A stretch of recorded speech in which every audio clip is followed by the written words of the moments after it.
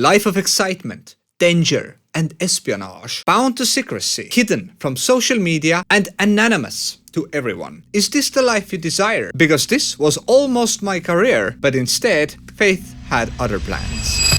17 years ago, I finished Tallinn's Polytechnical Institute. I studied telecommunications, but it included a large field of other stuff too, like computer science, higher math, electrotechnics, and data exchange. It was 4 years of brutal learning, with a failure/expelling rate of 70%, meaning that most of us didn't make it. On the second year of my studies, one company visited our school, trying to poach new talent, young, unformed minds. A company that specialized in security machinery, doors and sensors, and other low-voltage devices. I was poor and decided to take them up on their offer, and sacrificed my whole summer, and I was the only one who did. So in the summer of 2006, I dragged cables, drilled holes, developed a circuit board, and it felt like shit. I want to go home and play Gran Turismo instead. Long story short, it was 2 months of work and then back to school. I finished my school in 2008 and I actually finished.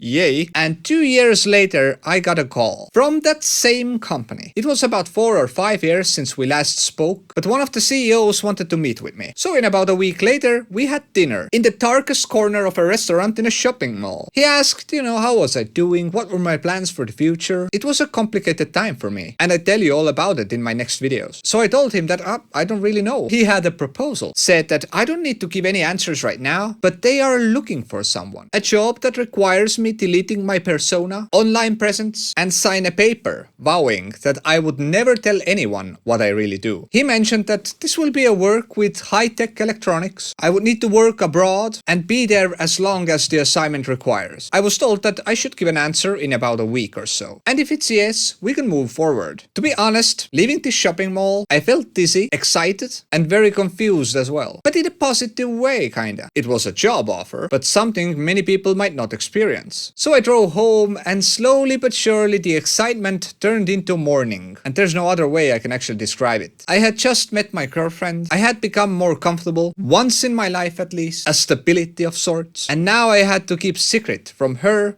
from everyone, sacrifice my personality, and also free time. So it took me about 3 days to say, okay, let's do it. Let's go. I mentioned to my girlfriend that I got an offer that requires traveling and stuff, so she kinda supported it too. I called this guy back and said, I'm in. And he arranged a meeting to the superior guy of this next company. So I found out that my friend, my ex-employer, who I worked with 5 years ago, had recommended me to work in a national security agency. And that's the best translation I can give, to be honest. And I was about to meet the man of the most secretive institution in Estonia, or even Europe. The meeting was held in another restaurant, but this time in an expensive one. They had booked the whole second floor as a VIP section just for our meeting. It felt surreal, like out-of-body experience kinda. Nervous, excited, scared. There were 5 people there, if I remember correctly. And I was the only outside man, my ex-employer and an entourage of new faces. I shook their hands and met the man. I don't know and remember his name, and if I did, I couldn't say it, but he looked very similar to this actor. I don't know the name, I will put the picture right here. First thing they did, they started talking about the food. How good it was there. And maybe it was kinda to ease my nerves and kinda guide ourselves into the conversation overall. So the man asked me, did Antoine, my ex-employer, fake name, can't give out a real one, so let's call him Antoine. Did Antoine tell you what you're going to be doing in our company? I said that travel and electronics. He kinda chuckled a bit, said that Antoine didn't tell you quite everything then, yeah? And he continued with some concerning things, like travels can be months long, a few months, several months, half a year. You will be situated as needed, with undetermined hours. He continued, this is a surveillance and reconnaissance job for foreign affairs, with state-of-the-art surveillance equipment, and my job was to secure intel. Holy shit, I thought. James Bond spy shit, that's cool. But he continued, I must give up my identity, I must have a fake job, all credentials and stuff will be provided, and no one must never ever know what I really do. True lie shit with Arnold Schwarzenegger. Absolutely.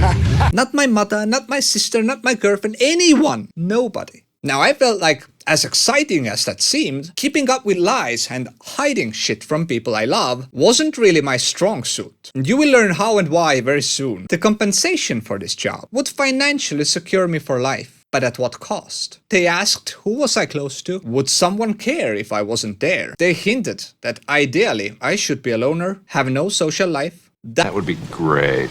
Okay. The meeting ended and they gave me 2 weeks to consider. They also told me that in order to qualify, I need to have a thorough background check and told me that this could take weeks, if not months. So I just had to give a signature so they can start the process whenever they can. So I did, knowing fully well that they might follow me, they might tap my phones, and so on. So when I got home, I got a bit depressed because I couldn't talk about it. And I needed to decide my fate for me and my family. You see, that's kind of a burden. You're not doing it on your own, really. You're making the decision for kind of everyone. So I was broken the whole day, and my girlfriend really saw it. I kind of broke as well, and then I kind of told her everything. Everything that happened. So as you can see, I already broke the first rule. So the same day, the whole documentation for the background check arrived. She probably would have seen that too. 30 plus pages is kind of hard to miss when I'm filling it out. Overall, we decided to fill out the paperwork together. And it was as personal as you can imagine. Every interaction between everyone you had ever done, all the family members, what they have done, who are they connected to, in what extent,